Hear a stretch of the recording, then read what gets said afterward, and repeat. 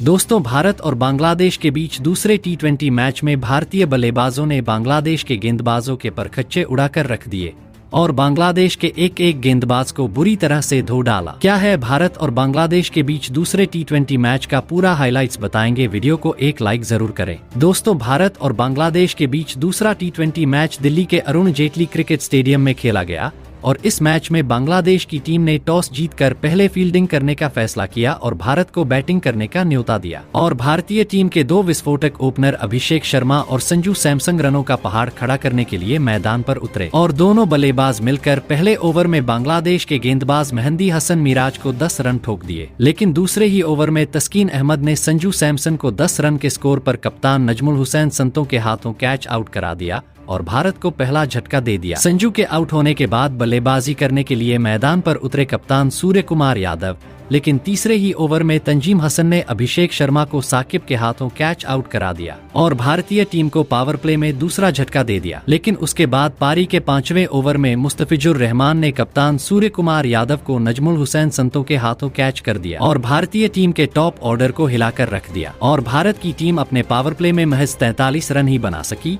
और अपने 3 अहम विकेट को भी खो दिया और यहां से लग रहा था कि भारतीय टीम अब एक बड़े स्कोर की तरफ नहीं जा पाएगी। वहीं मैदान पर बल्लेबाजी कर रहे थे रिंकू सिंह और नीतीश कुमार रेड्डी और दोनों बल्लेबाजों ने मिलकर भारत के परी को आगे बढ़ना चालू कर दिया और 9 ओवरों तक दोनों बल्लेबाजों ने टीम इंडिया का स्कोर 73 रन पहुंचा दिया। लेकिन उसके बाद पारी का 10वां ओवर लेकर आए राशिद हुसैन और राशिद हुसैन को रिंकू सिंह और नीतीश रेड्डी ने मिलकर 3 छक्का और 1 चौका लगा देते हैं और एक ही ओवर में राशिद हुसैन को 24 रन ठोक देते हैं और फिर 12वें ओवर में नीतीश रेड्डी अपनी 50 पूरी करते हैं। नीतीश रेड्डी 27 गेंदों में 50 रनों की तूफानी पारी खेलते हैं और बल्लेबाजी कर रहे होते हैं। वहीं दूसरी तरफ रिंकू सिंह 18 गेंदों में 37 रन बनाकर बल्लेबाजी कर रहे थे और उसके बाद दोनों बल्लेबाजों ने बांग्लादेश के गेंदबाजों को रिमांड पर लेना चालू कर दिया और बांग्लादेश के हर एक गेंदबाज को हर ओवर में 24 रन 25 रन ठोके जा रहे थे और 13 ओवर तक टीम इंडिया का स्कोर 143 रनों तक पहुंचा दिया। लेकिन उसके बाद परी का 14वां ओवर लेकर आते हैं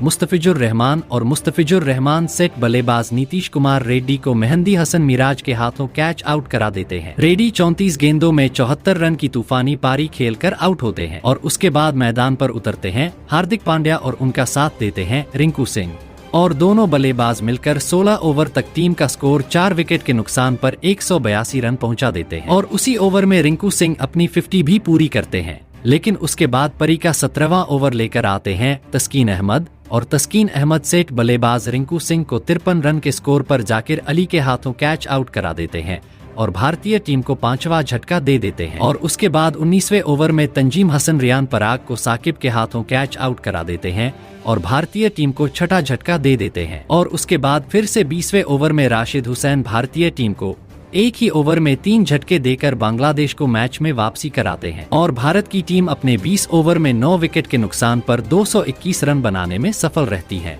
और वही बांग्लादेश के सभी गेंदबाजों को एक एक विकेट मिलता है और अब 221 रनों का पीछा करने के लिए बांग्लादेश के 2 विस्फोटक बल्लेबाज लिटन दास और उनके साथी परवेज हुसैन बल्लेबाजी करने के लिए मैदान पर उतरते हैं और दोनों बल्लेबाज पहले ही ओवर में अक्षदीप सिंह को 14 रन ठोक देते हैं और अपने इरादे स्पष्ट कर देते हैं कि वे इस रन चेस को पूरा करने के लिए मैदान पर उतरे हैं। लेकिन तीसरे ही ओवर में अक्षदीप सिंह परवेज हुसैन को 16 रन के स्कोर पर क्लीन बोल्ड कर देते हैं और बांग्लादेश को पहला झटका दे देते हैं और उसके बाद मैदान पर उतरते हैं कप्तान नजमुल हुसैन संतो और उनका साथ देते हैं लिटन दास और दोनों बल्लेबाज मिलकर 4 ओवर तक टीम का स्कोर 38 रन पहुंचा देते हैं। लेकिन उसके बाद परी का 5वां ओवर लेकर आते हैं वाशिंगटन सुंदर और वाशिंगटन सुंदर कप्तान नजमुल हुसैन संतो को हार्दिक पांड्या के हाथों क्या चैट कर देते हैं और संतो 11 रन बनाकर पवेलियन की ओर चलते बनते हैं और उसके बाद 6ठे ही ओवर में वरुण चक्रवर्ती लिटन दास को भी बोल्ड कर देते हैं और बांग्लादेश को तीसरा करारा झटका देते हैं।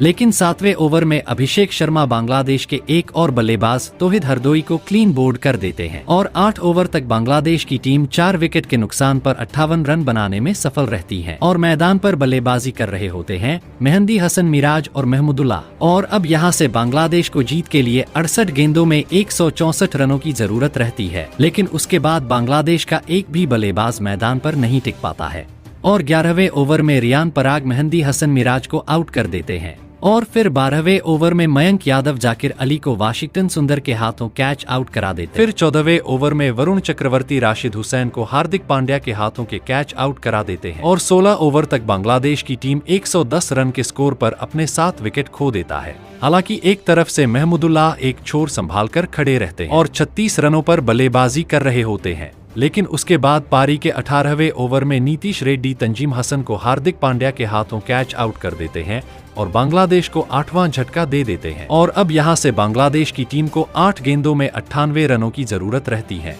और उसके बाद बांग्लादेश के आखिरी बल्लेबाज महमूदुल्लाह को नीतीश रेड्डी रियान पराग के हाथों कैच आउट करा देते हैं और महमूदुल्लाह बांग्लादेश की तरफ से सबसे ज्यादा रन 41 रन बनाकर आउट होते हैं और बांग्लादेश की पूरी टीम अपने 20 ओवर में 9 विकेट के नुकसान पर 135 रन बनाने में सफल रहते हैं और इस मुकाबले को 86 रनों से हार जाती है। और भारतीय टीम बांग्लादेश के खिलाफ 3 T20 मैचों की सीरीज में 2 मैच जीतकर सीरीज अपने नाम कर लेता है। भारत की तरफ से 2 विकेट नीतीश रेड्डी, 2 विकेट वरुण चक्रवर्ती और बाकी सभी गेंदबाजों को 1-1 विकेट मिलता है और भारतीय टीम इस मुकाबले को आसानी से अपने नाम कर लेता है। तो दोस्तों, आपको भारत की बल्लेबाजी ज्यादा अच्छी लगी या गेंदबाजी, कमेंट करके जरूर बताएं। धन्यवाद।